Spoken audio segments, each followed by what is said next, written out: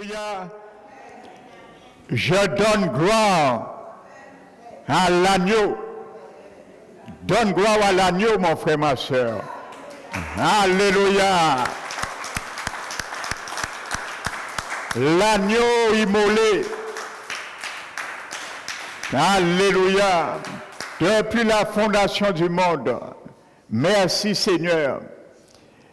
Nous te glorifions pour tous tes bienfaits.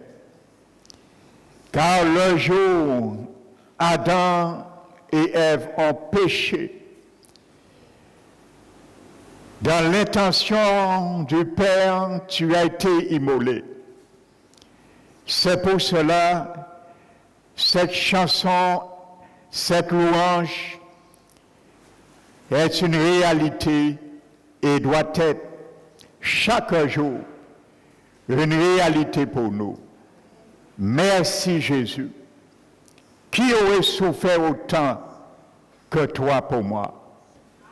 Qui aurait souffert autant que toi pour nous? C'est pour cela, quel privilège que nous avons, Seigneur, de venir te louer, de venir dans ta sainte présence. Oh Seigneur, nous sommes inexcusables.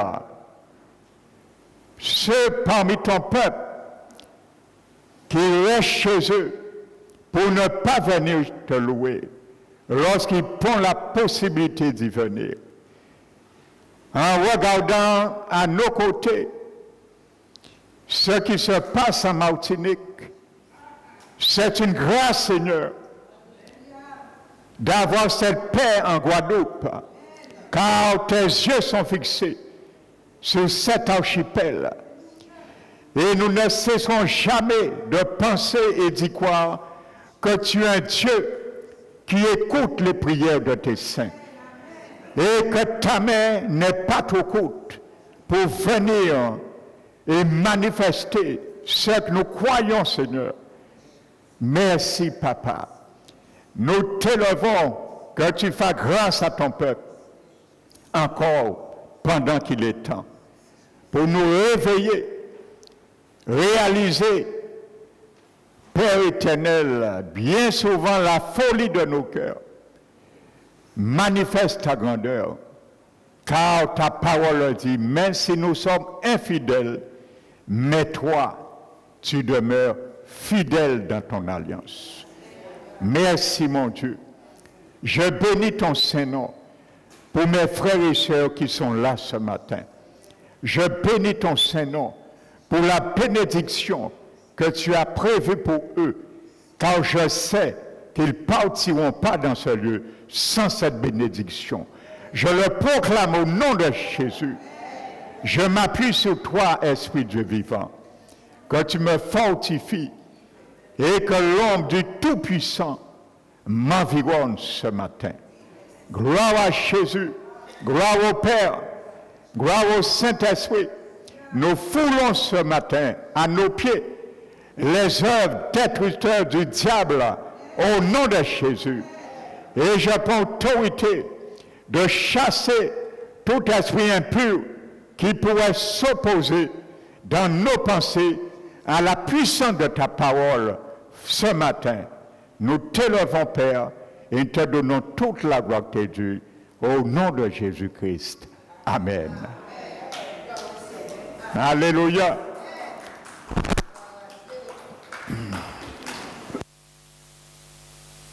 Je vous bénis, frères et sœurs, dans le nom du Seigneur. Alléluia. Donc, soyez les bienvenus ce matin. Alléluia. Donc, s'il y a ceux qui nous visitent ce matin, soyez également les bienvenus. Donc, je vais donner ce matin la troisième partie de ce message, cet enseignement. Amen.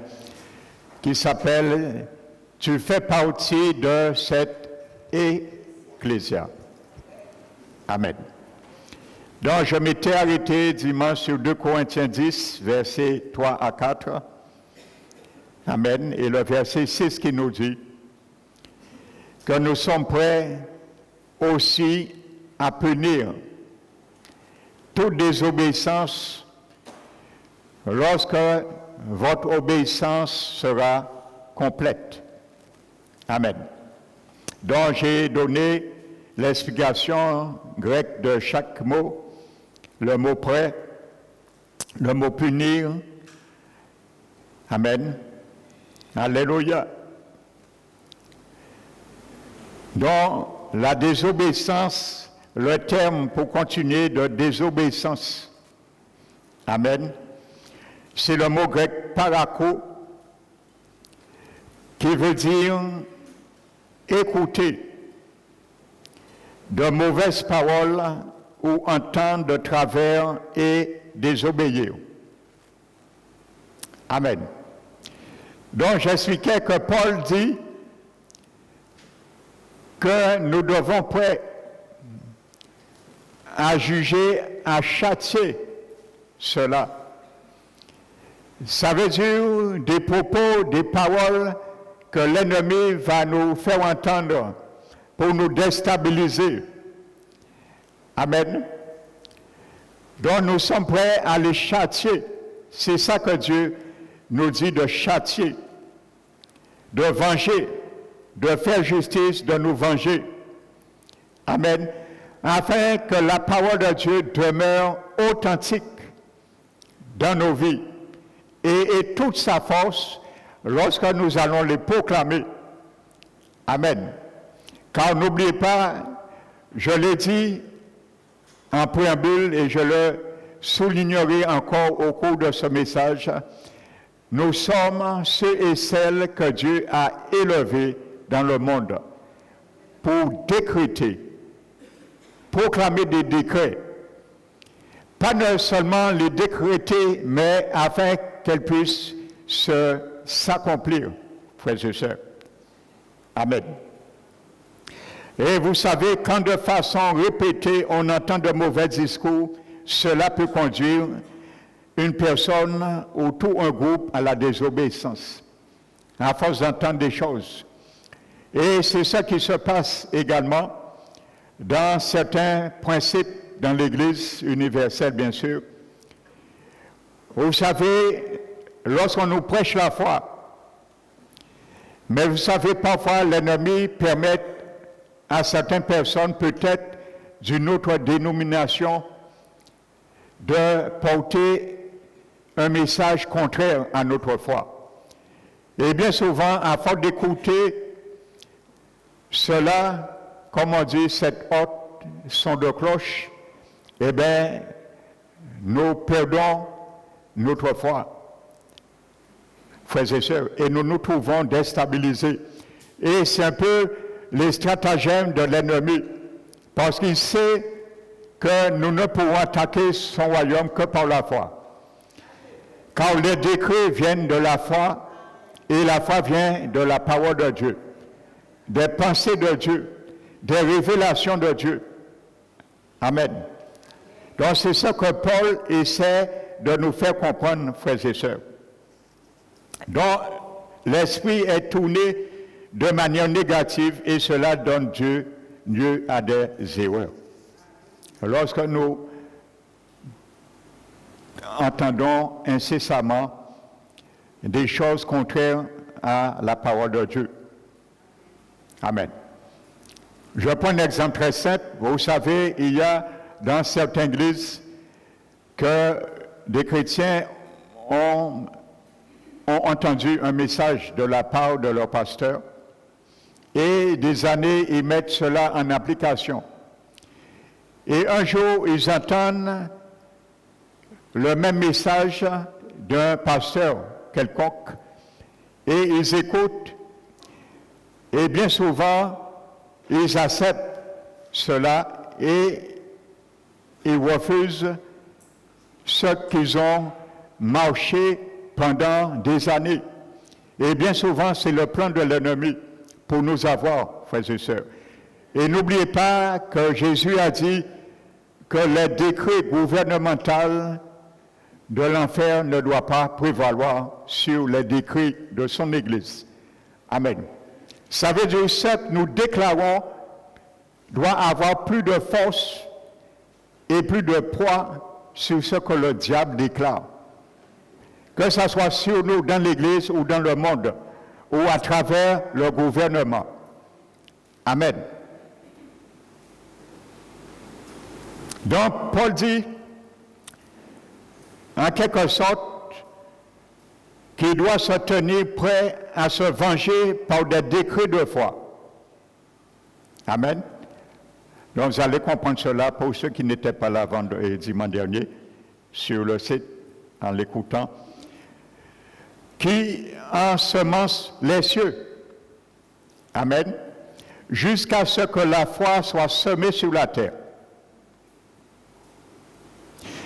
Par son message, il implore les croyants, toi et moi, mon frère, ma soeur, de se préparer à faire appliquer ce que Dieu dit. Amen. Et pour ceux qui étaient là vendredi, j'ai donné une excellente image, illustration à travers ce que Jésus disait dans Marc 11. Amen. J'expliquais que Jésus disait de ne pas avoir foi en Dieu, mais d'avoir la foi de Dieu. Ça, c'est deux choses différentes. Amen. Dans Marc 11, Jésus dit d'avoir la foi de Dieu. Donc, je l'expliquais vendredi pour ceux qui étaient là avant de prier. Donc, c'est une mauvaise traduction, c'est les traducteurs qui ont mis la foi en Dieu, mais l'original grec dit foi de Dieu. La même foi que Dieu a. Jésus t'ordonne d'avoir cette foi, mon frère, ma soeur. Alléluia. Donc, cette foi, si la foi de Dieu est capable de faire quoi que ce soit, ta foi, en l'exerçant comme Dieu, doit faire aussi n'importe quoi. Rien de toi nous est impossible, frères et sœurs, par la foi de Dieu. Alléluia. Donc, par son message, l'apôtre Paul implore les croyants de se préparer à faire appliquer ce que Dieu dit, à être des soldats en action et à se battre pour ce qui est divin. Amen. Regardez ce que Winston Churchill dit à propos de ceux qui cherchent à apaiser leurs ennemis. Écoutez ce qu'il dit. Hein? Il dit, chacun espère qu'en donnant suffisamment à manger au crocodile, celui-ci le dévorera en dernier. Amen. Alléluia. Nous sommes là pour défier la désobéissance à l'aide de la vérité. Donc voici les pensées de cet homme, Winston Churchill. Donc maintenant, venons au mot obéissance, toujours dans 2 Corinthiens 10, 6. Le mot obéissance, là, c'est le mot grec upakekoe. Cela veut dire obéissance, acquiescement, écoute attentive. Amen. Soumission à la volonté de Dieu. Amen. Donc Paul dit, il est en train, alléluia, que nous sommes en train de juger toute désobéissance jusqu'à ce qu'en quelque sorte notre soumission à la parole de Dieu soit complète. Donc qu'est-ce que Paul dit? Nous avons vu la définition des mots grecs, je vous ai donné en préambule. Paul dit, leur mission, c'est démanteler toute hérésie, tout décret qui ne correspond pas à ce que Dieu veut pour la nation, pour le peuple, pour nous, pour l'Église, jusqu'à ce à ramener les chrétiens à accepter cela d'une manière complète, à l'obéissance complète de Dieu. Alléluia. Ça veut dire, à l'époque, il y avait beaucoup d'hérésies, frères et sœurs, qui existaient. Il y avait beaucoup de philosophie grecque. Et beaucoup de chrétiens étaient bercés dans cela depuis leur naissance. Donc Paul explique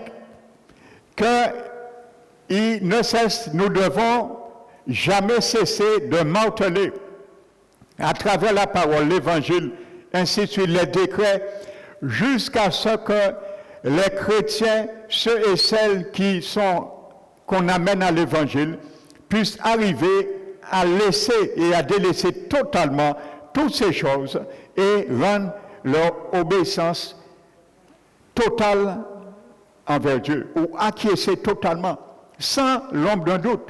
Donc c'est ça, frères et sœurs, que nous sommes appelés, toi et moi, en tant qu'ecclésia. Amen, frères et sœurs. Alléluia. À démanteler cela, frères et sœurs. Alléluia.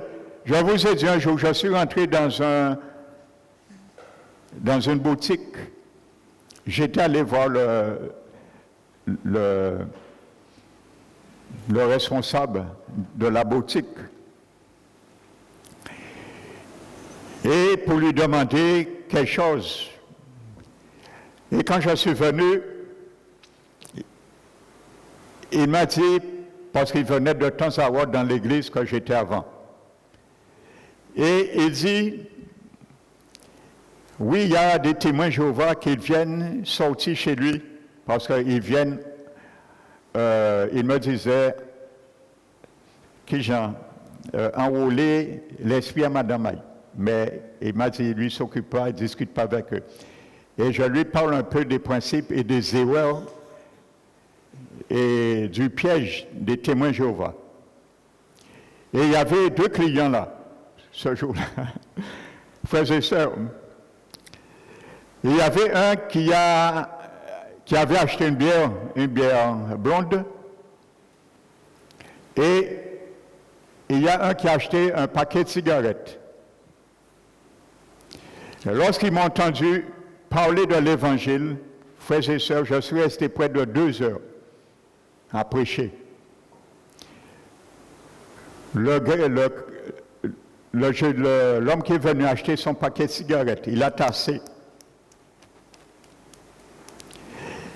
Celui qui a acheté sa bière, je ne sais pas, je me rappelle s'il a eu le temps de l'ouvrir ou pas, mais il avait demandé pour ouvrir.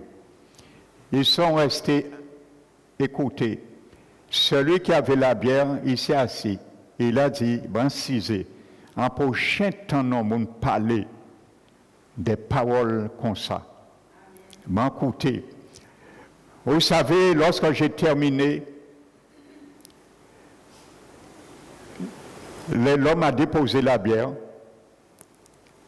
et celui qui était venu pour fumer, il a oublié qu'il devait fumer. Frères et sœurs, et ils m'ont demandé où se trouve cette église que je suis membre. Alléluia. Frères et sœurs, c'est ça notre mission. Démanteler les doctrines de démons. Frères et sœurs, démontrer qu'il y a une vraie doctrine au-delà des doctrines de démons. Parce que ce sont les doctrines de démons, des sectes qui envoient le monde en enfer. Et c'est l'objectif, la mission, le mandat de toi et moi. Nous sommes cette ecclésia. Alléluia, l'ecclésia du Seigneur. Amen. Donc c'est ça que Paul explique dans le mot obéissance. Et ce mot upakoé, on le retrouve aussi noté dans 1 Pierre 1, verset 22. Soumission à la volonté de Dieu. Écoute attentive, soumission à la volonté, acquiescement. Lorsque Pierre dit, nous ayant été purifiés notre âme, en parlant de Jésus, ayant été purifiés notre âme par l'obéissance à la vérité. Amen. L'obéissance à la vérité, c'est ce même mot grec qui est traduit là. Ça veut dire, Pierre dit arriver à une soumission totale à la vérité, ayant purifié nos âmes par l'obéissance à la vérité, pour parvenir à un amour fraternel sincère. Et il dit, aimez-vous les uns les autres ardemment avec sincérité. Amen. Il leur dit ardemment. Le mot ardent, c'est un mot qui est fort dans le grec, dans ce passage. Vous avez déjà vu, je vous explique le concept étymologique de ce mot grec qui est traduit dans 1 Pierre 2, 1 Pierre 1, 2, 1 Pierre 1, 22. Aimez-vous les uns les autres ardemment, avec sincérité.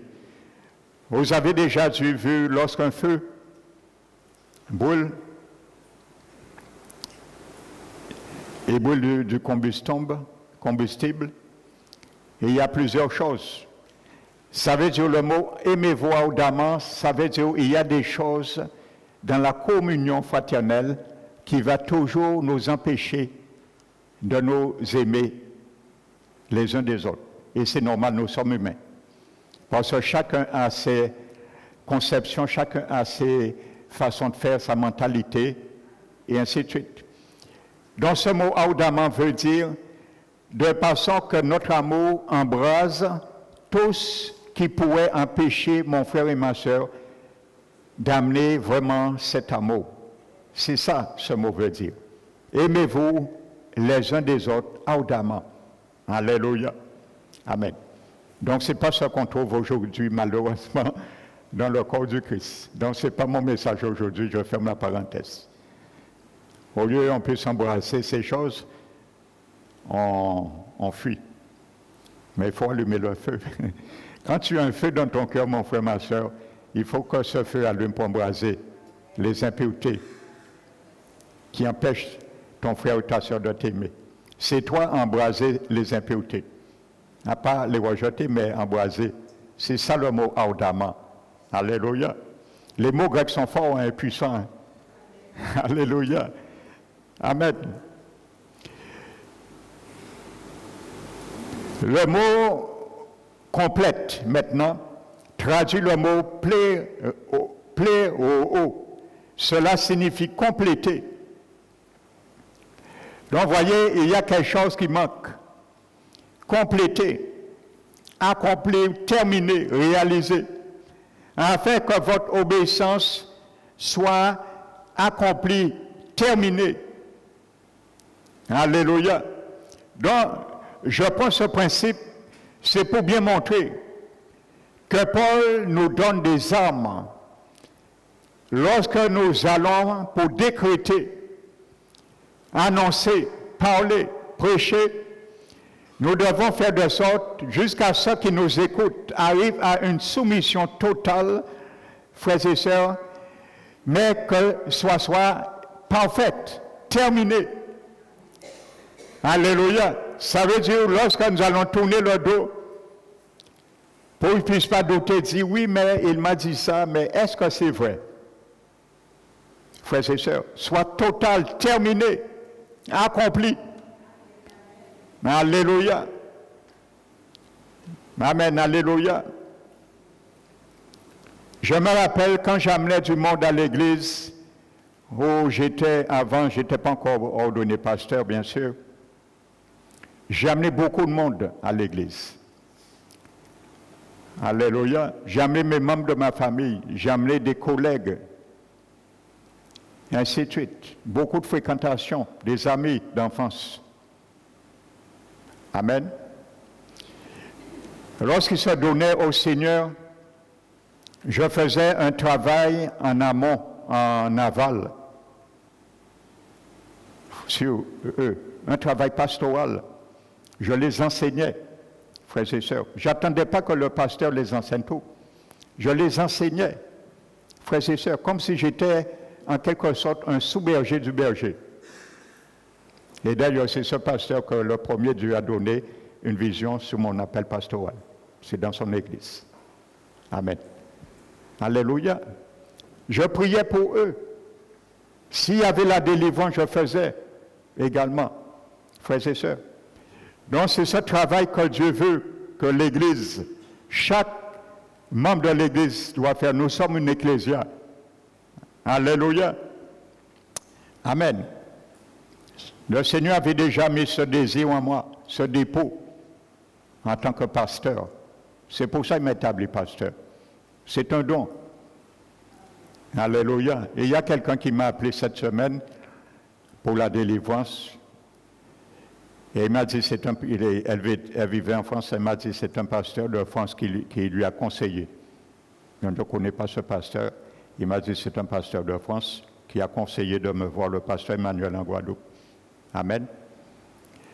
Et elle me demandait comment je suis devenu pasteur. Elle m'a posé beaucoup de questions. Amen. Donc je lui ai dit que c'est un don. On ne devient pas pasteur parce qu'on a été faire 5 ans de doctorat dans un institut biblique. Ce n'est pas ça qui te fait pasteur. Il y a beaucoup de théologiens, ils ont fait l'institut et ils se sont proclamés pasteurs et ils n'ont pas le don pastoral. Alléluia, je présente le préciser. Ça ne veut pas dire parce que tu es docteur en théologie que tu es un pasteur. C'est un don. Alléluia, que Dieu fait. C'est marqué dans Éphésiens 4. Et il y a 5 ministères, ce sont des dons que Jésus attribue. Je ne dis pas qu'aller à un institut pour être pasteur est mauvais.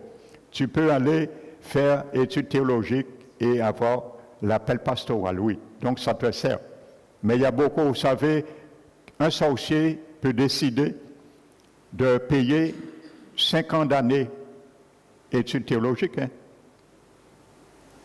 parce que c'est ouvert à tout le monde. Et ensuite, il dit, il s'attire pasteur et il garde son commerce au culte. Il ne change pas. Et c'est comme ça, il y a beaucoup de faux pasteurs qui se sont bernés. Beaucoup de chrétiens se font berner aujourd'hui. Donc je suis celui pour démanteler cela. Amen, frères et sœurs. Alléluia. Donc il existe 3 niveaux de doctorat, je le précise.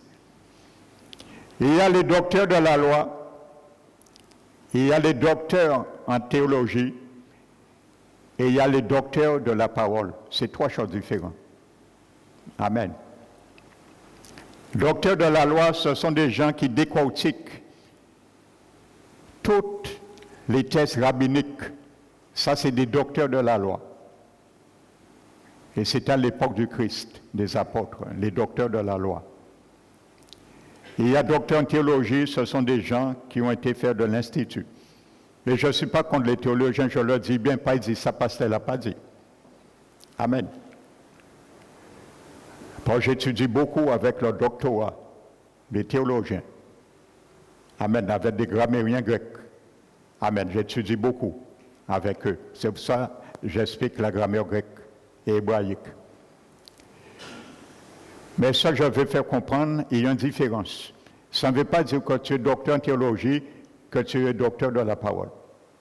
C'est 2 choses différentes. Tu peux être docteur en théologie sans être docteur de la parole. Et il y a un chrétien qui me l'a dit l'autre jour. Son pasteur, c'est un docteur en théologie. Et il m'a dit qu'il a marre maintenant d'entendre les messages de son pasteur, c'est que la théologie, il cherche une église qui est un docteur de la parole. Maintenant, il est en stand-by pour savoir s'il vient ici ou pas. Alléluia. Parce qu'il connaît cette église. Alléluia. Et le docteur de la parole, c'est celui qui a le don de Jésus. Alléluia. Pour expliquer la parole. C'est ça la différence entre les 3 docteurs. Amen. Donc je ferme la parenthèse. Amen.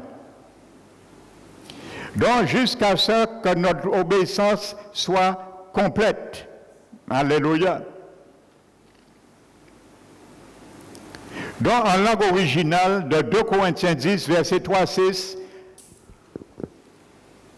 est vraiment fort. Voici ce qu'il faut comprendre.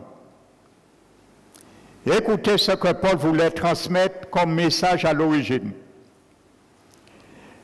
Soumettez-vous et obéissez à la volonté de Dieu en manifestant votre foi chrétienne, en étant prêt et disposé à punir et à venger les paroles qui sont contraires aux paroles de Dieu. J'expliquais dimanche dernier, pas venger quiconque. Amen. Donc j'expliquais bien. Soyez des soldats activement engagés, parés à rendre coup pour coup, si nécessaire et prêts, par votre propre obéissance, à étendre complètement et entièrement les stratégies de votre apostolat qui renversent les forteresses ennemies. Amen. Donc c'est ce que Paul voulait dire en langue originale, traduction originale. Alléluia. Donc Jésus savait ce qu'il disait lorsqu'il a employé le mot ecclésia. Maintenant, qu'est-ce que ça veut dire? La définition maintenant du mot ecclésia, qui est traduit par église. Amen. Donc pour ceux qui n'étaient pas là, vous allez écouter la deuxième partie de dimanche dernier. J'ai bien expliqué comment la translittération a été faite dans les Bibles à partir de 1557 du mot ecclésia à église. Donc au temps de Jésus, le mot église n'existait pas. On ne connaissait pas ce mot église. C'est venu longtemps après, dans les années 1500. Donc je l'ai expliqué, vous allez bien l'écouter pour bien comprendre le mot ecclésia. Donc chaque fois que tu vas lire dans la Bible qui est marqué le mot église, c'est le mot ecclésia. Donc c'est ça que je suis en train de décrire, le mot ecclésia, car nous faisons partie, frères et sœurs. Donc le mot, que signifie maintenant le terme ecclésia, dont la définition vient de deux mots grecs. Amen. Donc le premier, c'est la préposition ek. Eka. Amen. Donc ce mot grec veut dire ordre. Ordre. Amen. Donc ça veut dire, nous qui sommes l'Ecclésia, nous sommes ordre. Amen. Donc ça veut dire que tu dois être hors de quelque chose, d'une source, premièrement. C'est pour ça que je reprends l'image que j'avais donnée à l'Église, que nous sommes tous des bois. Du bois groupé que Noé a pris dans la forêt. Amen. Donc, il n'y a pas deux types de bois que Dieu avait dit à Noé de prendre.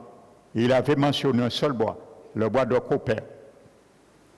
Donc, l'arche de Noé n'a pas été fait avec deux bois différents. Un seul type de bois. Donc, j'ai pris ça comme exemple pour bien comprendre et je le reprends. Ça veut dire que l'Église a été prise hors d'eux. Donc, l'Ecclésia, ce sont l'assemblée de tous ceux et celles que l'Esprit Saint a pris hors du monde.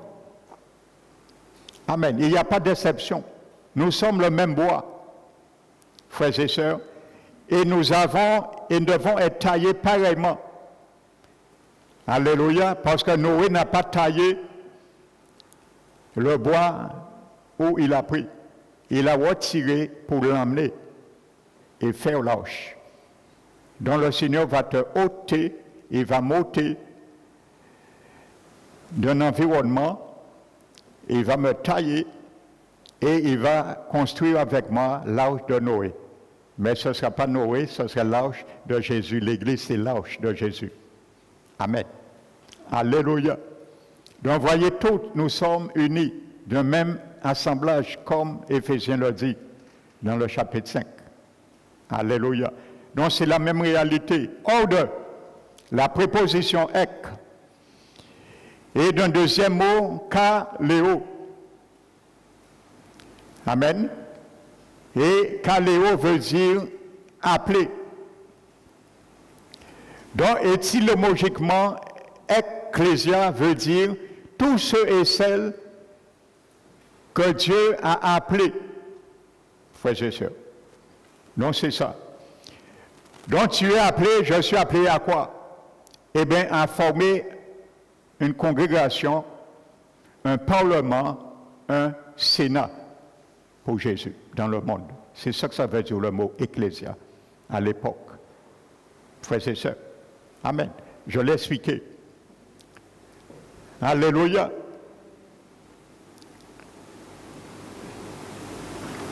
Donc, ecclésia désigne ceux qui sont appelés et rassemblés dans un but bien précis. C'est pour ça que j'ai dit, je veux que le Saint-Esprit puisse booster notre foi à travers ce message, frères et sœurs. Parce qu'il y a beaucoup parmi le peuple de Dieu, ils ne savent pas qui ils sont. Nous sommes une ecclésia. Ce n'est pas moi qui le dis, c'est Jésus qui l'a dit, frères et sœurs. Une ecclésia. Un groupement de personnes qui forment un parlement, une congrégation, un sénat. Tout se décide par eux. Frères et sœurs.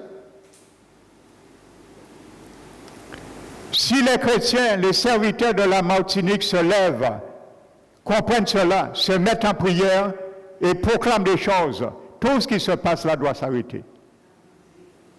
Frères et sœurs. Amen. Alléluia.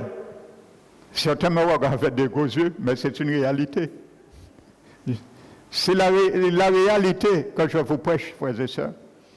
C'est l'Église qui a cette autorité. Amen. Alléluia.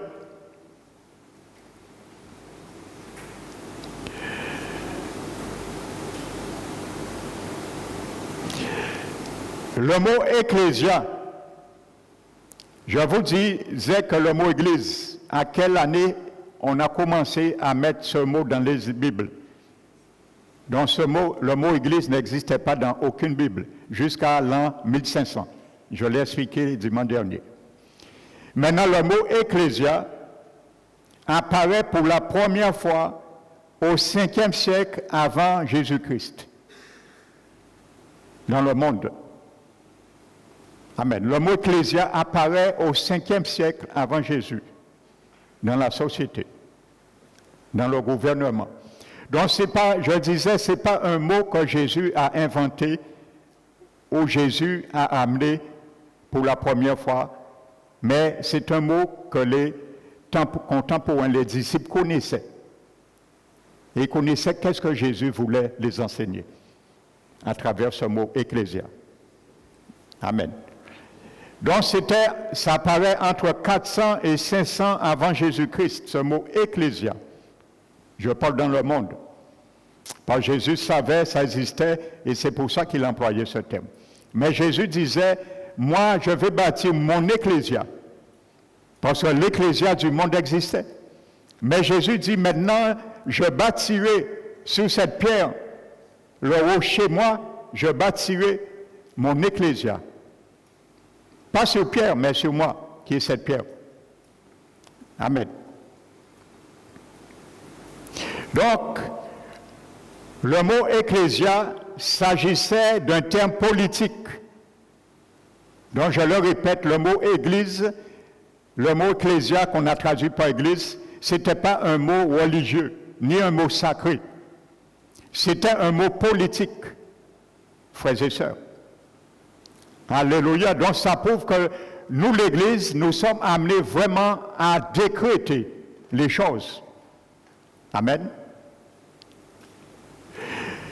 Donc il s'agissait d'un terme politique et non religieux. Il désignait ceux du gouvernement grec qui avaient le dernier mot. Amen. Qui avait le dernier mot. Quand Jésus dit ça, mon frère, ma soeur, les disciples savent que c'est eux, Jésus donne le dernier mot dans une situation. On annonçait un ouragan. Jésus a donné à l'Église l'autorité d'avoir le dernier mot.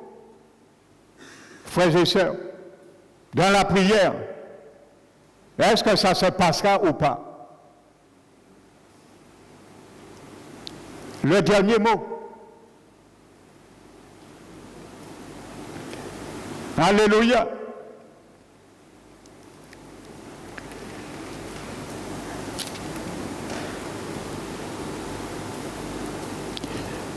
Donc voici la définition d'ecclésia en grec ancien.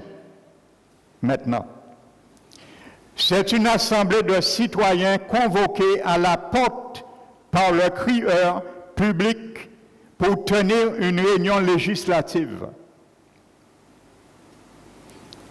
C'est pour ça, les enfants du Seigneur qui ne viennent pas au culte dans les rassemblées, ils ne connaissent pas grand-chose de Jésus. Même s'ils pensent connaître Jésus, non, ce n'est pas vrai. L'ennemi va te faire comprendre que tu connais Jésus, mais tu ne connaîras pas Jésus. Sinon, dans ta tête. Parce qu'il a mis l'ecclésia pour cela. Je ne parle pas d'église maintenant, je prends le mot ecclésia. Pour nous sensibiliser de ce que Jésus voulait dire. Parce que toutefois, on voit dans la Bible, le mot église, c'est le mot ecclésia. Donc, je suis en train de te démontrer le concept de ecclésia, frères et sœurs. Amen.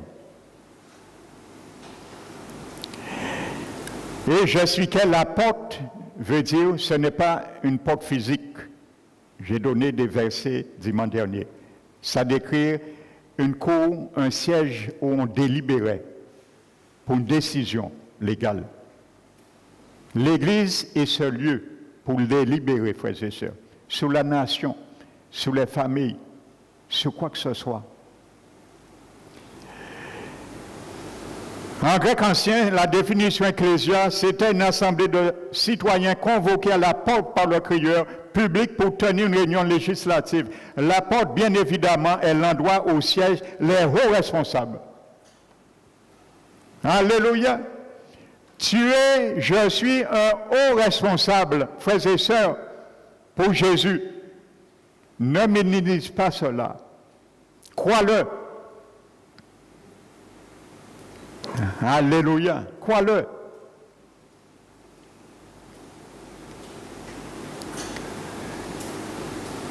Alléluia. Cela correspondrait au bâtiment où le maire ou le conseil municipal délibère.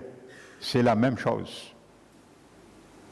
Donc, voyez, frères et sœurs, particulièrement, ces choses se passent non seulement dans les enseignements de l'Église, mais à travers les cultes de prière. Frères et sœurs, quand Jésus, je vais venir dessus maintenant, donne les clés pour décréter les décrets. Ça veut dire les clés, c'est le pouvoir d'ouvrir et de fermer. Satan, ton royaume, ton gouvernement a dit ça. Nous ne sommes pas d'accord. Nous avons le dernier mot. Alors nous fermons ce décret. Alléluia. Donc comprenez l'importance, la réalité et l'ultime besoin de venir dans la prière communautaire. C'est là les choses bougent, les décrets se font. Frères et sœurs, délibérez. Alléluia.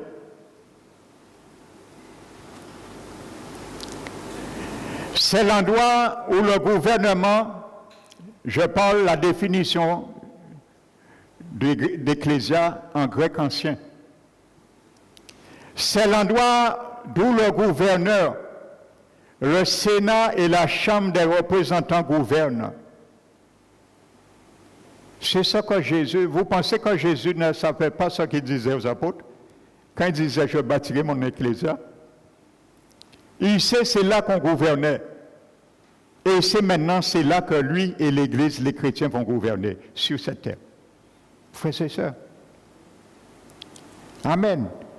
C'est pour nous montrer, frères et sœurs, nous ne sommes pas n'importe qui. Comprenez ça aujourd'hui, frères et sœurs. En tant qu'un chrétien ne doit pas être n'importe qui. Frères et sœurs, trop d'enfants du Seigneur laissent le diable marcher sur leurs pieds.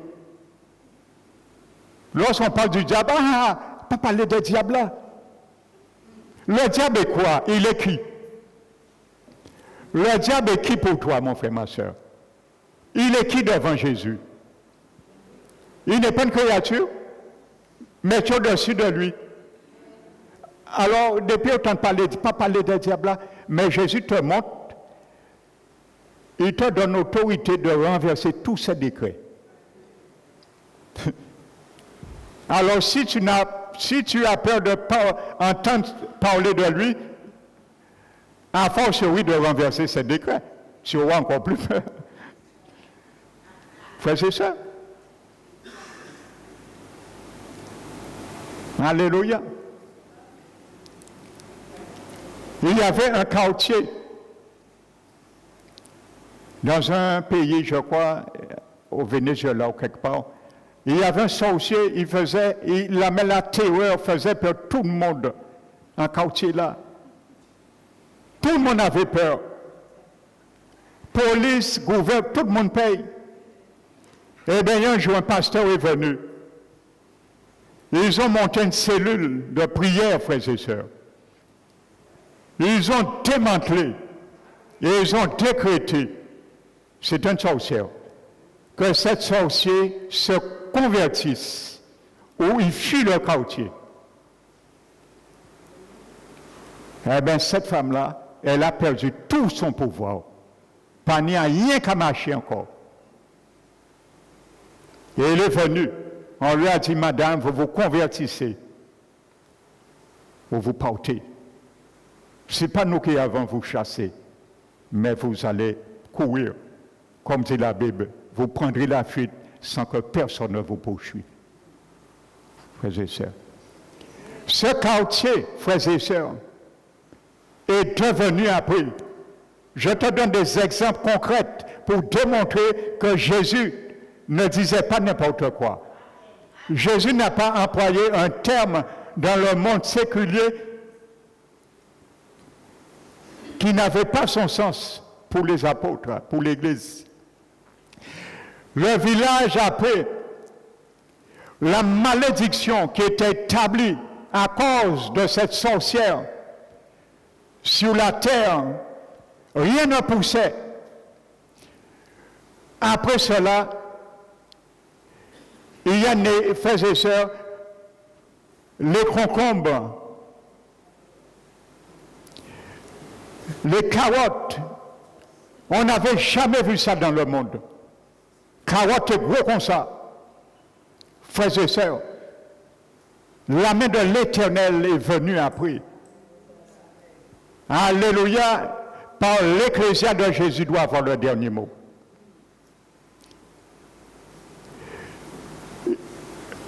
Il y avait des cellules, des prisons.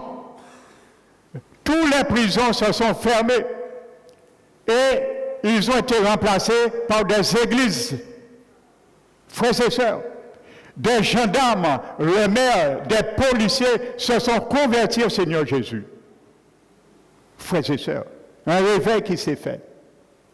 À travers la prière, ils ont décrété qu'ils refusent cela.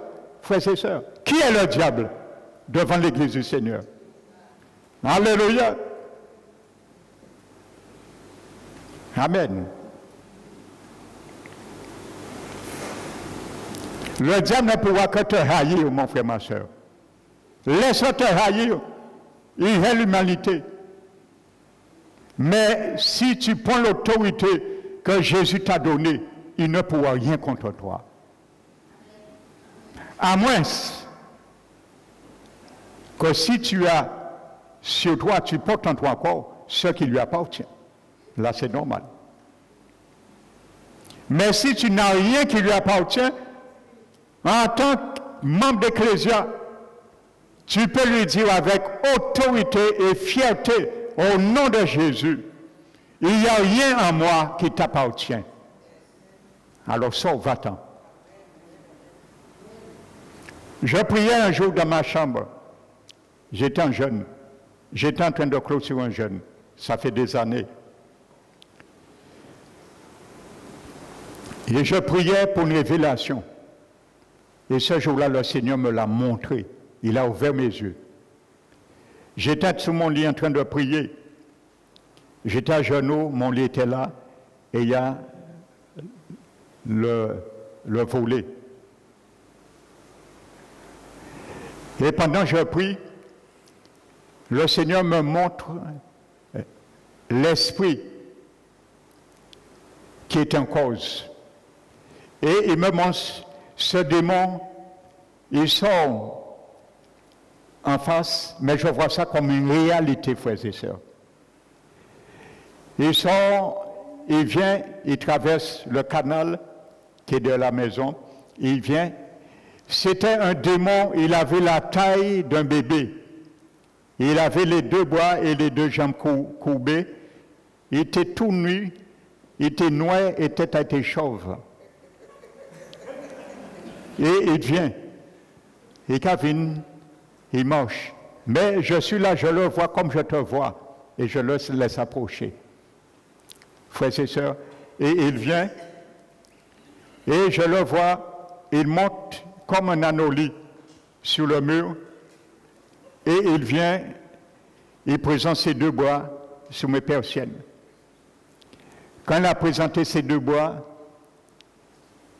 j'ai ouvert mes yeux, j'ai dit, au nom de Jésus, bras là, mettre là, non seulement qu'on tirer, mais qu'on retourner là, au point là. Il tirait bras comme ça, il partit. Il a dit, au nom de Jésus, va-t'en, il fuit.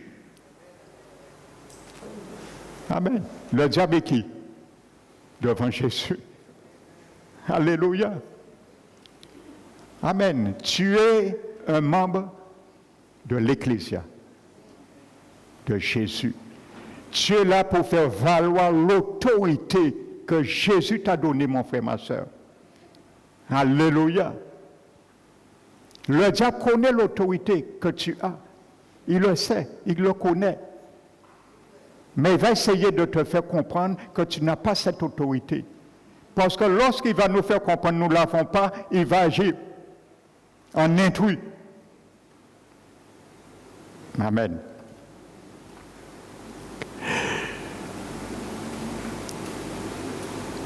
Donc je disais, cela correspondrait au bâtiment où le maire et le conseil municipal délibérèrent. C'est l'endroit d'où le gouverneur, le Sénat et la Chambre des représentants gouvernent. Amen.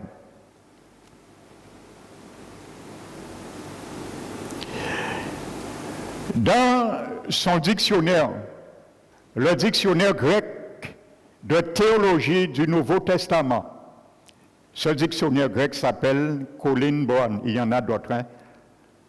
Je te lis un extrait sur l'Ecclésia de ce dictionnaire. Dans ce dictionnaire de la théologie, c'est un dictionnaire de la théologie du Nouveau Testament, Colin Brown, écrit ceci. Dans l'Antiquité, Ecclésia désignait l'assemblée populaire de tous les citoyens aptes d'une cité. Amen. N'oubliez pas, Jésus a dit, n'oubliez pas, en parlant de nous, que vous étiez appelés païens, incirconcis, de la part de ceux qui le sont vraiment par la main des hommes. Amen. Il dit, souvenez-vous, en ce temps-là, vous étiez étrangers à la cité d'Israël. Amen. Donc, le Seigneur, c'est ce qu'il dit. Celle-ci se réunissait à intervalles réguliers. Amen. Mais pouvait aussi être convoquée rapidement en cas d'urgence. Alléluia. Donc, voyez, ça c'est le but de l'Église. Donc, je profite de donner cela pour que nous soyons conscients du rôle et le but des réunions, que ce soit le vendredi ou le dimanche, frères et sœurs. Nous sommes une ecclésia. Quand nous prions, nous statuons.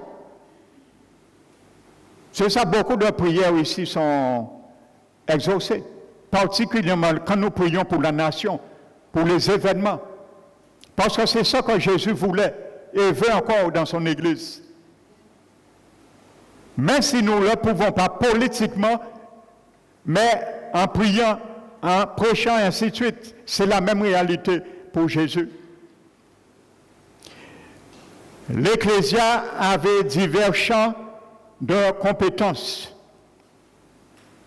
Amen. Donc, toujours ce dictionnaire, hein? L'Ecclésia avait divers champs de compétences. Je vais te montrer les divers champs de compétences que tu as et que j'ai. Et nous avons ensemble l'Église. Parce que c'est l'Ecclésia. Amen. 1. Les décisions sur les propositions de loi et les décisions sans appel sur les nouvelles lois. La décision finale au sujet de toutes les lois revenait à l'Ecclésia.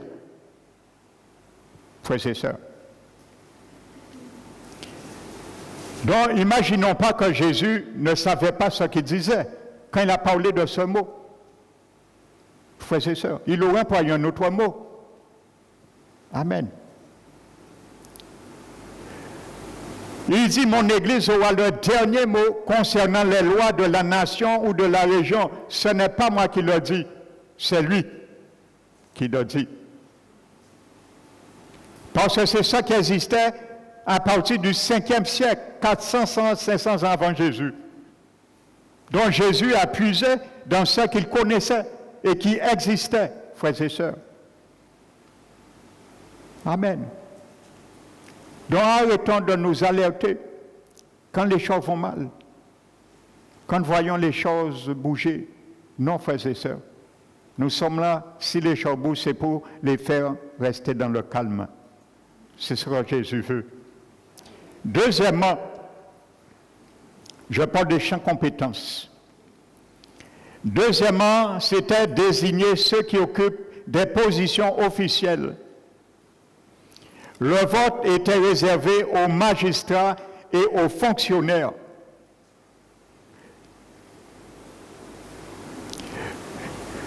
Écoute bien, le vote était réservé aux magistrats et aux fonctionnaires, mais c'est l'Ecclésia que revenait la responsabilité de les nommer.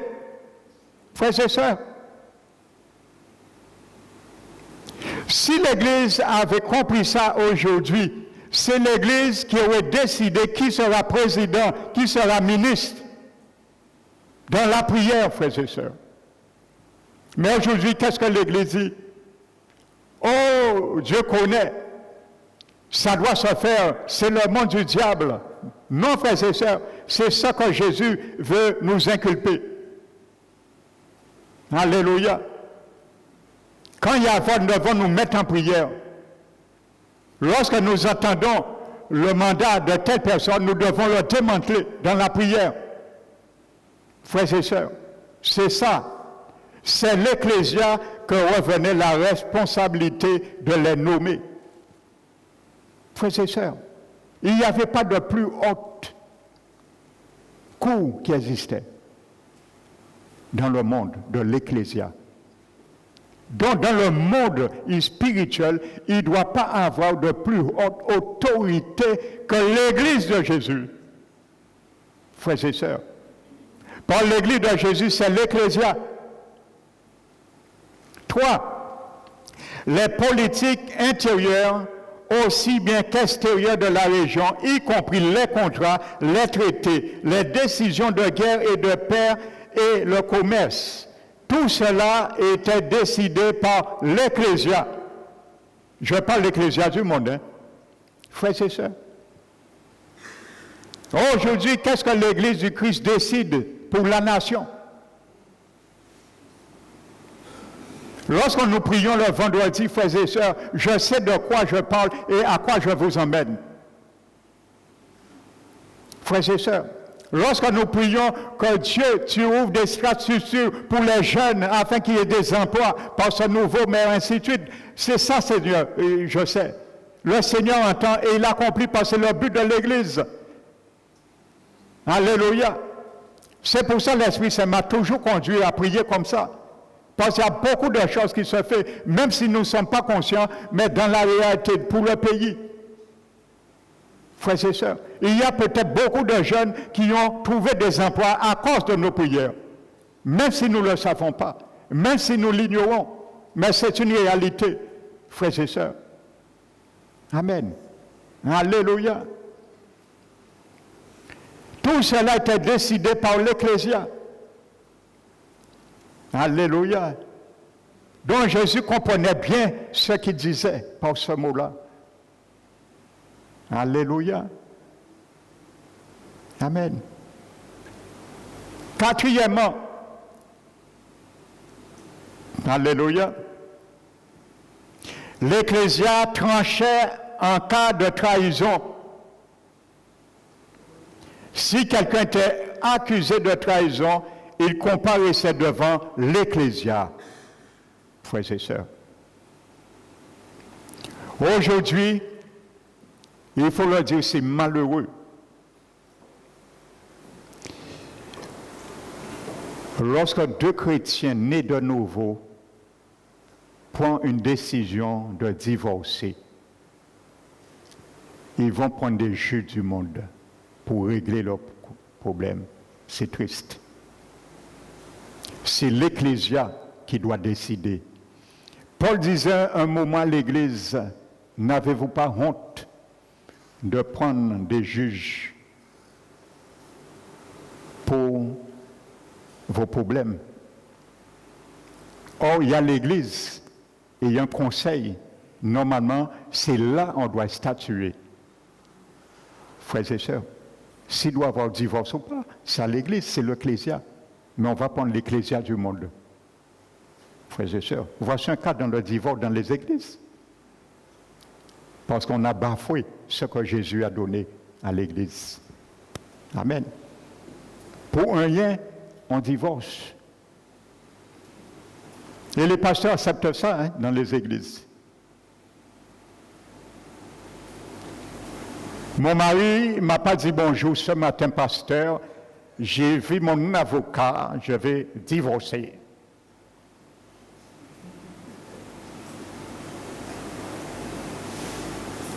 Que le pasteur dit, bon ben, c'est toi, c'est ton humeur. Parce qu'aujourd'hui, les pasteurs ont peur d'exhorter selon la parole. S'ils disent non, il ne faut pas faire ça qui appartient à l'église là, alors ben laissez faire. Mais quand tu vas prendre la parole, tu lui dis, assieds-toi, nous allons discuter selon la Bible. Tu as dit, pas d'accord avec moi, en cas appartient à l'église à ça. Ça se passe. Paul a dit, voulez pas, vous, lorsque vous avez un conflit, ne voulez-vous pas vous laisser dépouiller un peu? Ou subir quelque injustice? Mais vous allez plaider. Frères et sœurs, l'Ecclésia qui a l'autorité de plaider pour le monde, c'est le monde qui a décidé pour l'Ecclésia. Frères et sœurs, voici ce qui se passe bien souvent dans les églises. Je lisais un sondage, frères et sœurs, dans le monde évangélique chrétien. Et il y a 85% de divorces. Quelle honte! 85% de divorces dans les églises chrétiennes du Christ. Le monde même nous donne exemple, leçon sur ça. Frères et sœurs. Alléluia. Donc sache mon frère, ma sœur, je disais, s'il y avait trahison, si quelqu'un était accusé de trahison, il comparaissait devant l'Ecclésia. Amen. C'était elle qui décidait par le vote de sa culpabilité ou de son innocence.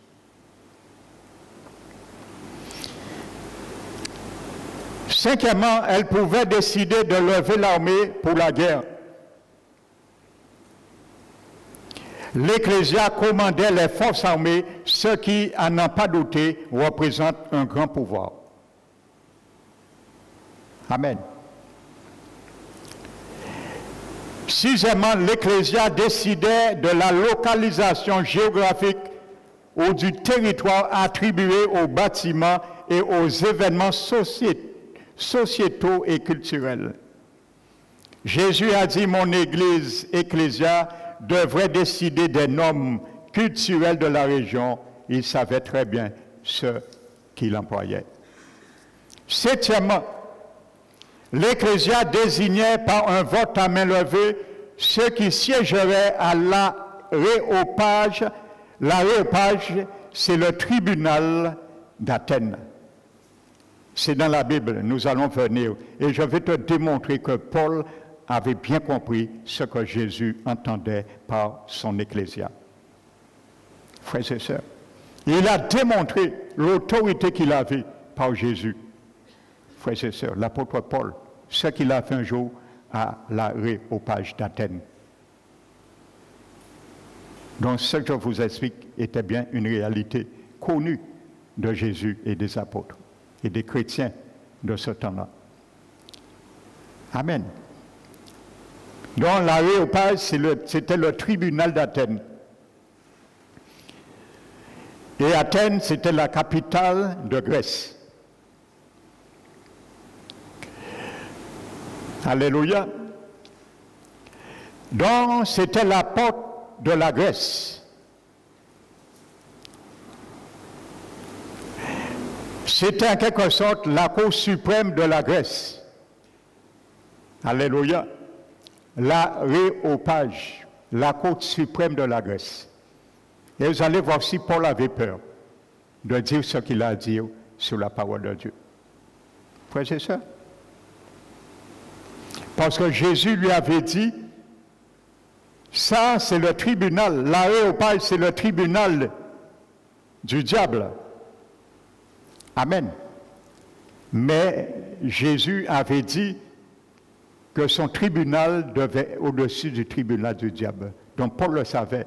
Il faut que tu saches, mon frère, ma soeur, il faut que je sache ce que je dois et ce que je ne dois pas. Ce que j'ai et ce que je n'ai pas. Frères et sœurs. Et vous savez pourquoi? Paul savait très bien, parce que le mot aréopage signifie en grec littéralement la colline d'Arès. Paul était venu pour démanteler une divinité. Frères et sœurs, la colline d'Arès, c'est ça que ça veut dire en grec, le mot aréopage. Amen. Et c'était le tribunal d'Athènes.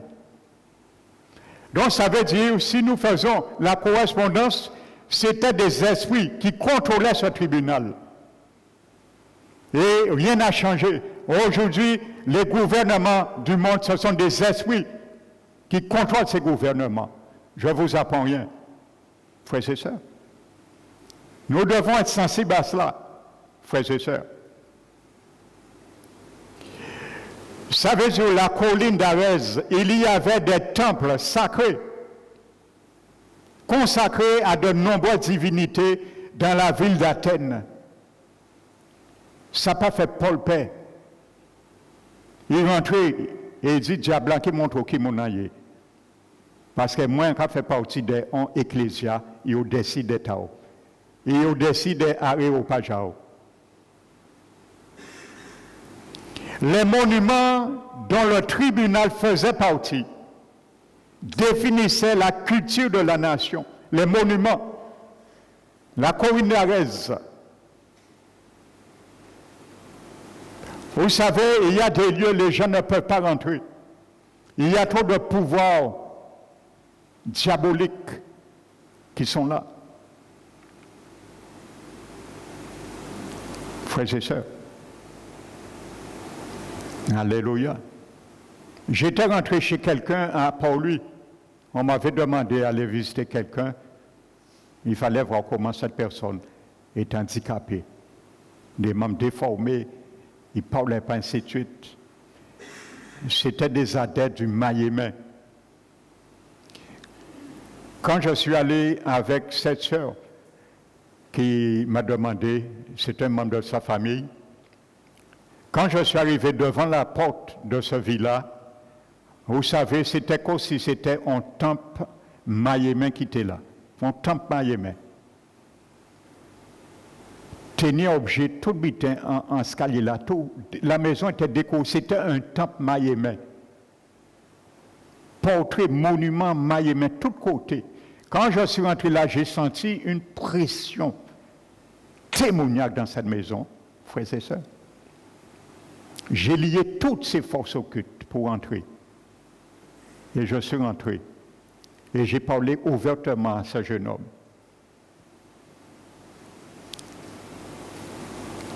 Et quand j'ai commencé à leur parler, il a commencé à s'agiter.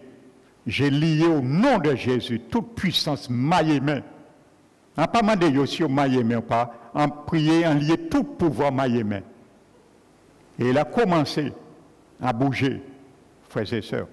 Donc je ferme la parenthèse, parce que peut-être le témoignage va. Frères et sœurs, il faut que nous sachions qui nous sommes en Seigneur Jésus.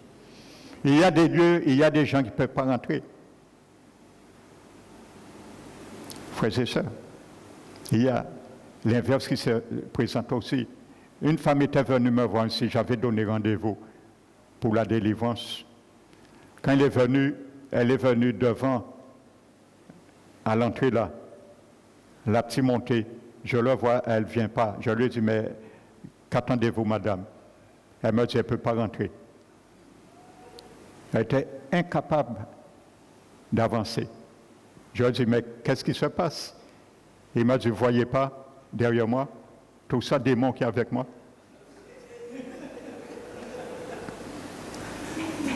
Il m'a dit, les démons, les retiennent, ils ne peuvent pas.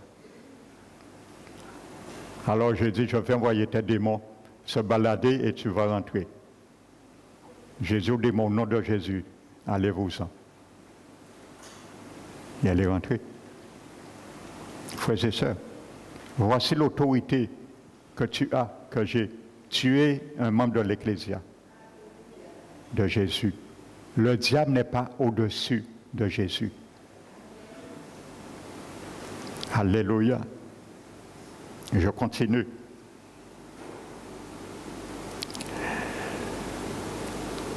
Les monuments dont le tribunal faisait partie définissaient la culture de la nation.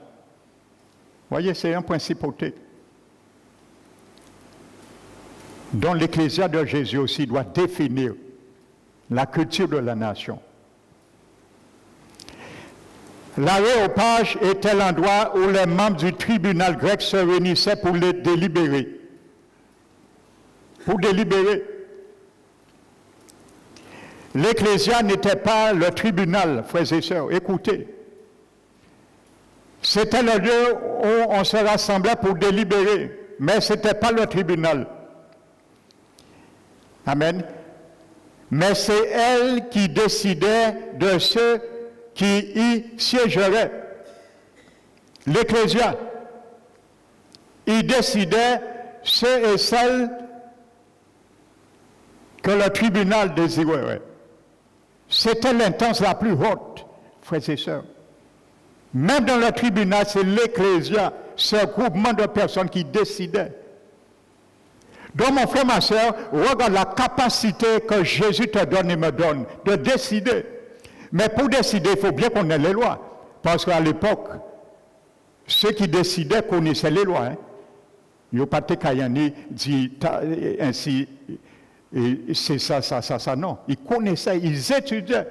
Donc, nous devons connaître aussi la parole de Dieu. Nous devons connaître les principes de Dieu. Nous devons aussi savoir comment nous tenir aussi devant des situations. Et nous-mêmes, frères et sœurs, de veiller premièrement sur nous. Amen. Alléluia. Les deux assemblées avaient leur propre rôle légal et n'interagissaient que de manière modérée, mais d'après ce qu'on a pu en découvrir, l'Ecclésia avait le dernier mot en matière d'autorité. Je veux te marteler, mon frère, ma soeur, me marteler avec le mot ecclésia. Ils avaient le dernier mot en tant que terme d'autorité. Frères et sœurs, à Athènes, l'aréopage. À titre d'exemple, le tribunal, l'aréopage, pouvait mener une enquête de corruption ou de trahison, mais les preuves relevées étaient ensuite communiquées à l'Ecclésia qui rendait la sentence. Frères et sœurs, l'Ecclésia, c'est eux qui rendaient la sentence. Est-ce que tu comprends quand Jésus a dit « Je bâtirai mon église » et tu fais partie, réjouis-toi mon frère, ma soeur. Quand je me réjouis ce matin de comprendre cette révélation, alléluia.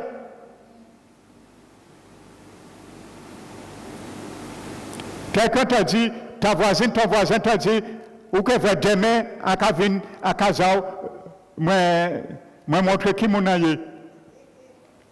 Tu lui dis au nom de Jésus, non, tu ne viendras pas. Avec autorité, tu sais qu'elle ne viendra pas. Eh bien, demain, on peut voir. Frères et sœurs. Alléluia.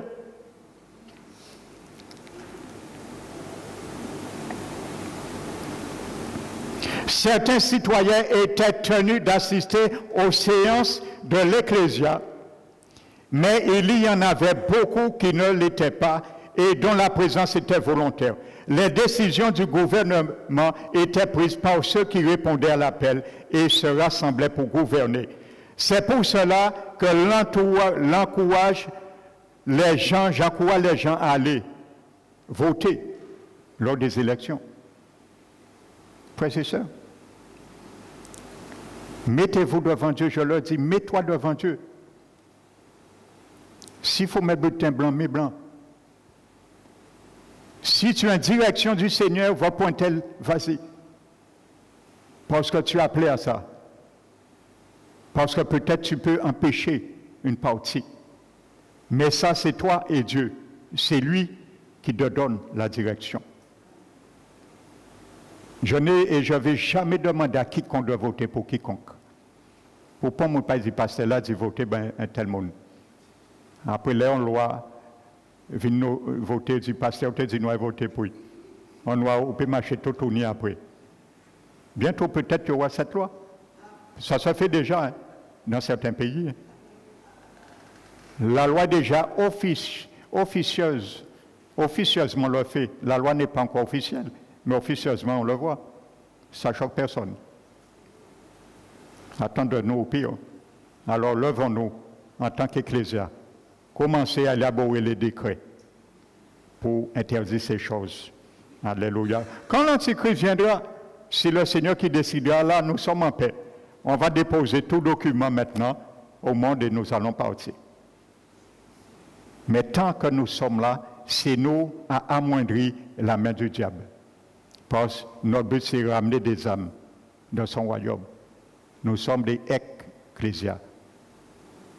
Et nous devons amener des gens hors d'eux pour être avec nous, frères et sœurs. C'est notre responsabilité, frères et sœurs. Nous avons reçu cet ordre de l'Éternel. L'aréopage d'Athènes était aussi la porte de la Grèce où l'on débattait des sujets philosophiques. Vous savez, le pape Jean-Paul II a dit un jour, les médias actuels sont l'aréopage de notre ère moderne. Qu'est-ce qu'il voulait dire? La remarque est très pertinente parce que les gens qu'on voit dans les médias sont ceux qui imposent les nouvelles philosophies. Donc pour lui, c'était l'aréopage. Amen. Les médias s'efforcent désormais de désigner ceux qui occupent des fonctions officielles au siège à la Cour suprême. Et ils vendent les mérites de voix impies, tout en demandant à l'Église de se taire. Mais aujourd'hui, il faut que l'Église parle à haute voix. Amen. C'est ça, j'ai porté une émission d'enseignement d'1h30.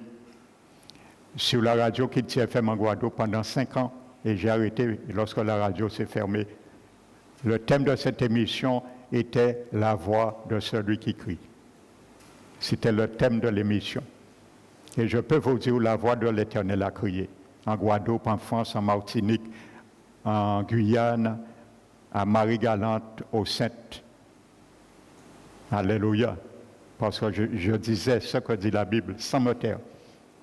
En me disant, les auditeurs m'appelaient, « Pasteur Emmanuel, vous n'avez pas peur pour votre vie de dire de telles choses ?» J'ai dit non. L'Évangile n'a jamais arrangé quiconque. Pourquoi je vais me taire? Beaucoup de personnes me l'ont dit. Lorsqu'on allait voter la loi de l'homosexualité, je l'ai lu publiquement et j'ai parlé aux politiciens en Guadeloupe. Et je leur dis, je vous parle en tant qu'émissaire du Seigneur. Prenez votre responsabilité de voter ou de voter cette loi. Voici ce que dit la Bible, je vous le dis. Et j'ai nommé 1 Corinthiens 6, 12. 10, 12. Les homosexuels iront en enfer. Je l'ai dit, frères et sœurs.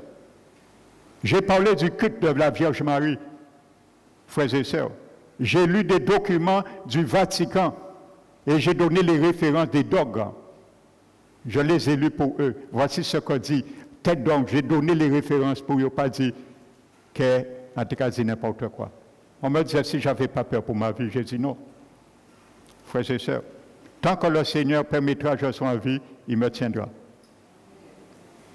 Alléluia. Et je dirai ce qu'il me dit à dire. Alléluia.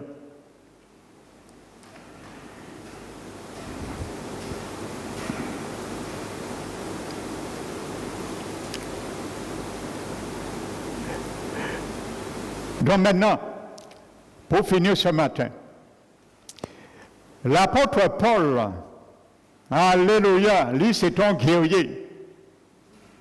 Lui c'est un monde, il était sa mandala était né. Alléluia. Si nous ne savons pas notre mandat, mais Paul savait quel mandat il détenait lui, l'autorité.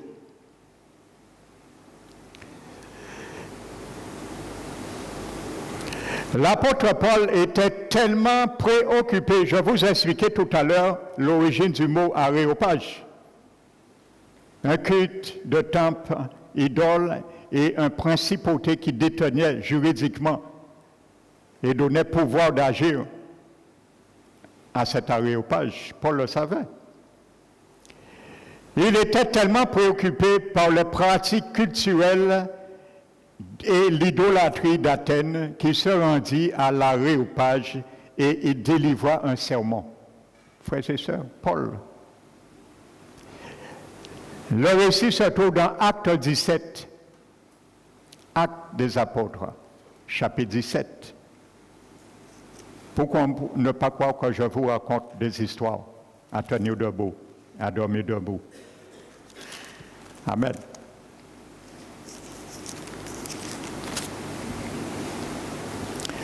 Verset 23.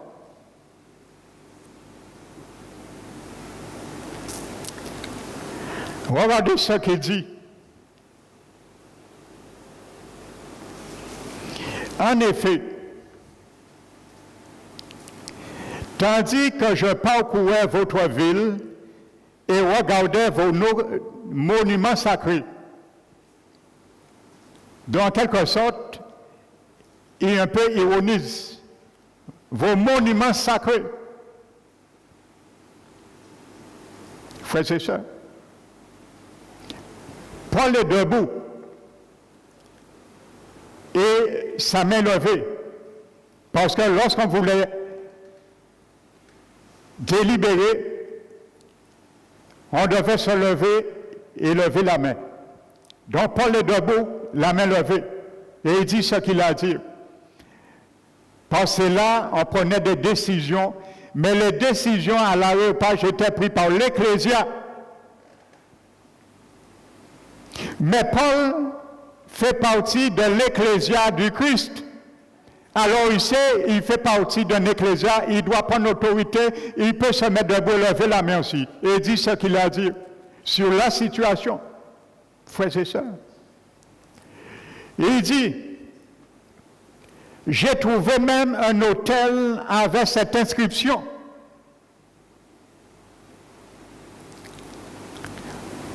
pas dit, pas prêcher, dit que l'on va croire sur l'Église catholique, il n'y a aucun péché au prêcher, pas dit ça.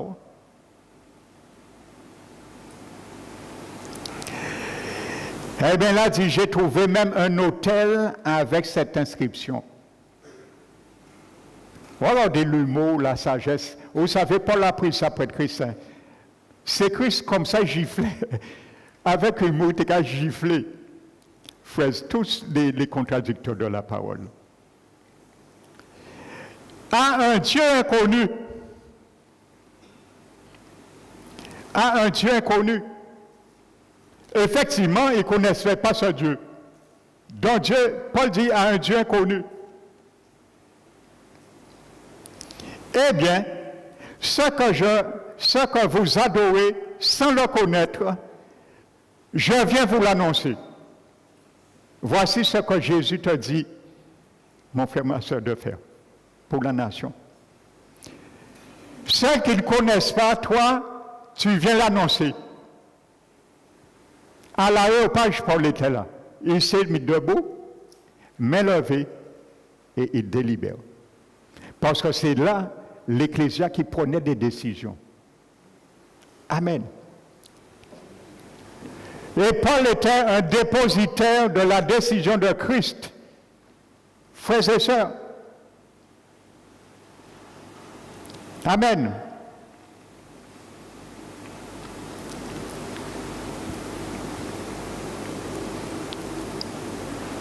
Pour la Grèce antique, Paul prêcha un serment sur Jésus-Christ à la Cour suprême. Il ne resta pas en dehors du système judiciaire. Il exerça l'autorité reçue de Dieu pour y prêcher. Vous savez, pour faire cela, il faut une autorité. Je vais t'expliquer plus loin, dimanche prochain, Dieu voulant, le mot grec qui est traduit par exousia, autorité que Jésus nous a donnée. Qu'est-ce que ça veut dire le mot exousia? On sait c'est autorité, mais je veux vous le montrer encore plus profond, le mot exousia. C'est ce que Jésus t'a donné. Il m'a donné autorité. Frères et sœurs, Paul avait cette autorité. Il faut une autorité. Tu ne rentres pas à la chambre aujourd'hui, comme ça. Il faut une autorité. Alléluia. Et il y a des endroits pour entrer, il faut une autorité. Mais Paul avait l'autorité d'y entrer. Alléluia. Même si légitimement, législativement, il n'avait pas, mais il avait. Et spirituellement, il le savait. Parce que quand Jésus dit, tu nous donnes l'autorité, les clés, ça veut dire que tu ouvres, où l'autorité est fermée à d'autres. Mais toi, tu as les clés pour y entrer. Parce que Dieu sait, il y a des anges, il y a des pouvoirs qui sont à ta disposition pour faire entrer. Frères et frères. Alléluia. Il est rentré.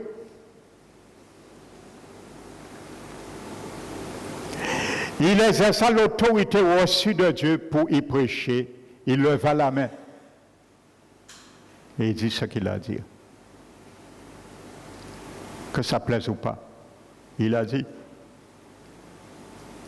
qu'on le tue ou on ne le tue pas. Et d'ailleurs, c'est pour ça qu'on l'a aussi tué. Il a été mis à mort. Mais Dieu l'a ressuscité. Paul est passé par la mort. Il le dit dans 2 Corinthiens. Il dit qu'il est passé une fois par la mort. Et à ce moment, on l'a lapidé. Frères et sœurs. Alléluia. Et il dit, laissez-moi vous parler de ce Dieu que vous ne connaissez pas. Amen. Laissez-moi vous dire que les philosophies que vous inventez sont impies. Pas dit ça. Hein? Si on dit ça, là, aucun problème. Mais si on pas dit ça, c'est mon ayant philosophie impie qui était impie. Comment il est sorti dans la souillure? Frères et sœurs, vous connaîtrez la vérité et la vérité vous affranchira. Que ce soit pour la nation ou quelqu'un, frères et sœurs, c'est la même science.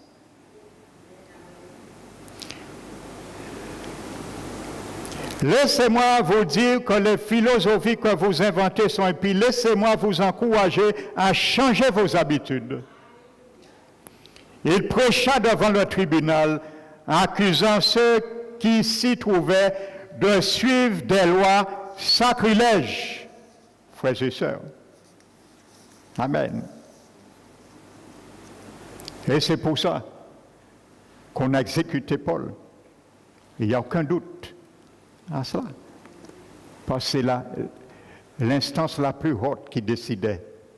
Et Paul a fait ce qu'il devait faire dans l'Ecclésia. Frères et sœurs, n'oubliez pas, Paul est un membre du Sanhédrin. Le Sanhédrin, c'était le tribunal romain.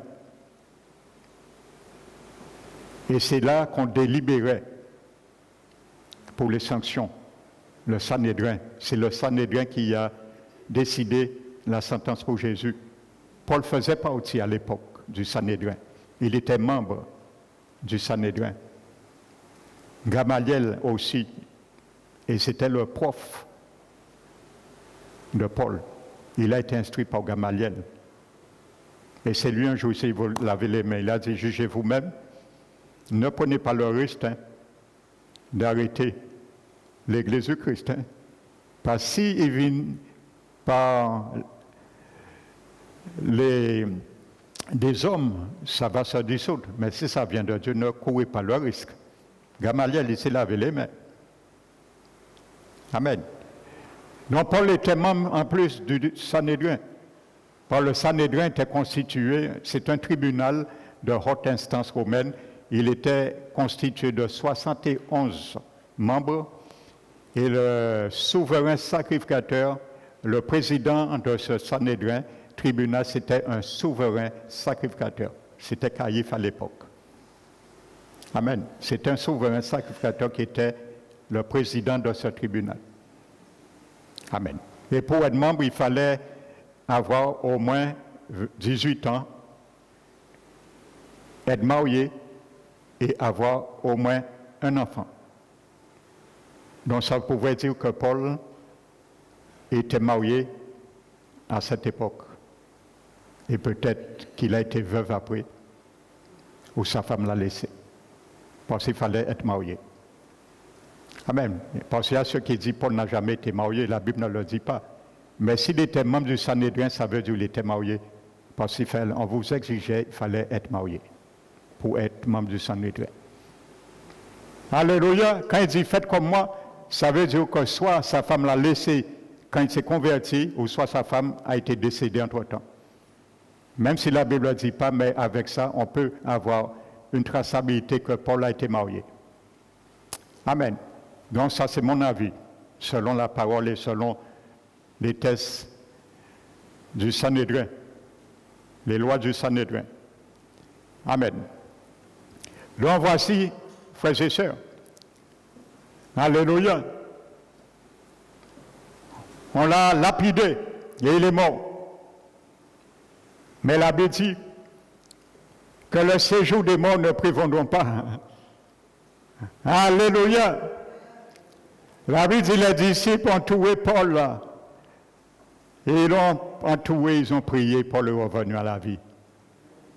Amen. Il est revenu à la vie. On l'a vraiment tué, il a été lapidé. Il est revenu à la vie. Donc, que le nom du Seigneur soit béni, mon frère, ma soeur. Je m'arrête là ce matin. Et il y a encore de plus intéressant pour toi encore, mon frère, ma soeur. Dimanche prochain, Dieu voulant. Alléluia, que le Seigneur soit béni, glorifié et exalté. Et je profite à le dire, je le dirai dimanche prochain. Il t'a béni. Amen. Sois béni. Alléluia. Donc, que le nom du Seigneur soit béni, exalté, frères et sœurs. Ce message, c'est pour te booster, t'encourager ta foi. Ne crains rien. Alléluia. Tu es parti, tu fais partie, je fais partie d'une instance, d'une institution la plus haute qui existe dans l'univers. Ça s'appelle l'Ecclésia du Christ. Et comprends-le, ne l'oublie pas. Alléluia. Pourquoi un jour je suis rentré dans un commerce, quand je suis arrivé dans le commerce, il y avait un homme qui était à mes côtés. Quand je suis rentré, il m'a resté, il m'a fait « Vous! Vous! » Les gens se sont mis à rire, mais moi je savais ce qui s'est passé. Parce qu'il a vu en moi quelqu'un qui me donne droit une autorité d'une ecclésia. Pire haut qui ça, il y a un lit. En passant, c'est son monde qui a fait mon mal, en passant, son sorcier, mais il reconnaît ton bitin moins qui est plus fort qu'il. Il y avait du monde là dans un commerce. Je rentre, et cet homme était là, je rentre, tout de suite. Il a été ébranlé, il m'a regardé comme ça. Il a dit, vous, vous.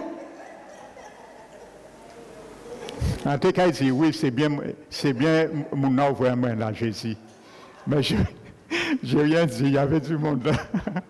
Je suis resté sage. Amen. Il faut que le diable te dise vous. Parce que vous, ils savent qu'il y a un plus grand qu'il. Et crois-le aujourd'hui, mon frère, ma soeur. Celui qui est en toi, il est plus grand que lui, il le sait. Il le sait.